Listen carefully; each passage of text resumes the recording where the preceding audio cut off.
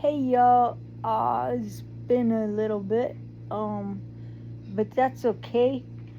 Uh, 2025 was really quick year, and I honestly was super stoked about 2025. I mean, five is kind of my thing.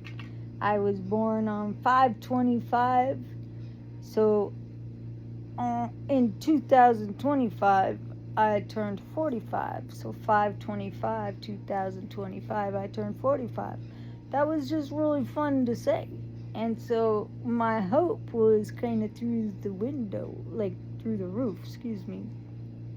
It was through the roof, my hope, and the things that, you know, I really was just thinking, this is the year. I mean, this is the year the Lord's gonna come and do what he's promised to do. And 2025 was a pretty rough year for a lot of us, and there's a verse that says hope deferred makes the heart sick.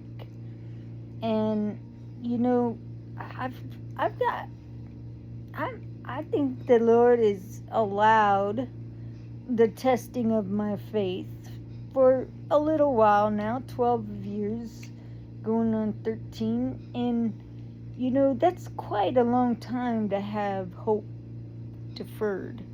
And, my faith is always, faith, of course, is confidence in what we hope for.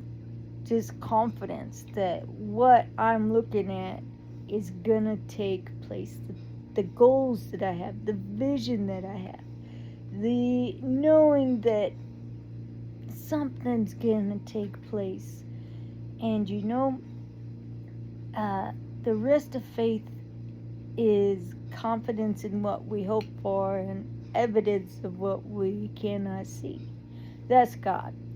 Evidence of what I cannot see. I know that there is God. He's a loving Father. He sent his Son here to pay the penalty because none of us are perfect. I don't know about you, but you can write it down on the calendar. I know I'm not perfect. And so that helps. That's the only way we can get to completion is through the Son of God. All we have to do is believe. So I'm confident. I'm confident in what I hope for. And I'm absolutely have evidence, proof that God exists and that he loves us so much. But my hope was deferred for a long time. And I started to feel it this last year.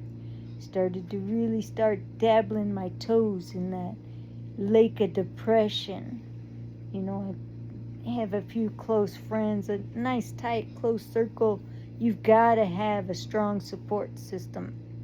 And it may not look the way you thought it was going to look when you first started going into your situation. We'll call it a war, a situation, whether it's work situations, war against your flesh, against the things going on.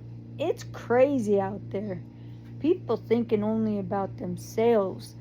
And so it's interesting. The people who end up being there for you through all of it, through sickness, through death, through the hard times, those who are there in it, in the thick of it, your inner circle. You've got to have that strong support in order to keep hope alive.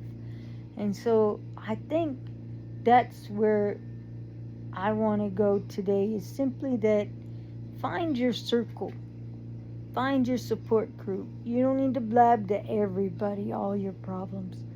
Find a group of people who know how strong you really are and can stand with you and let you have a bad day, but also lift you up and pick you up out of the slums. And then suddenly your hope begins to return because you got other people willing to pick you up and walk beside you, to you know, walk with you. My biggest thing is I can do activities, but I do need somebody to help me. You know, it's necessary, especially now. You need help. I need help from time to time because I need to get out of this cave. I can do it if someone's willing to help me. So I have to have that solid support group that's going to encourage me when those days come. So find your group because you need encouraged. I need to be encouraged from time to time. I'm encouraging you right now. That's my encouragement to you is get your support group because you are stronger than you think you are. You can manage this. You can hold it together just another day. Sometimes you got to put 2 feet on the ground. Something my mama used to always tell me when I'd have really tough time growing up. And so she'd say, sometimes you just got to put 2 feet on the ground and get yourself going. Sometimes you do. That's all you got to do. Keep hope alive no matter what. Because I'm telling you right now, I will see the miracle.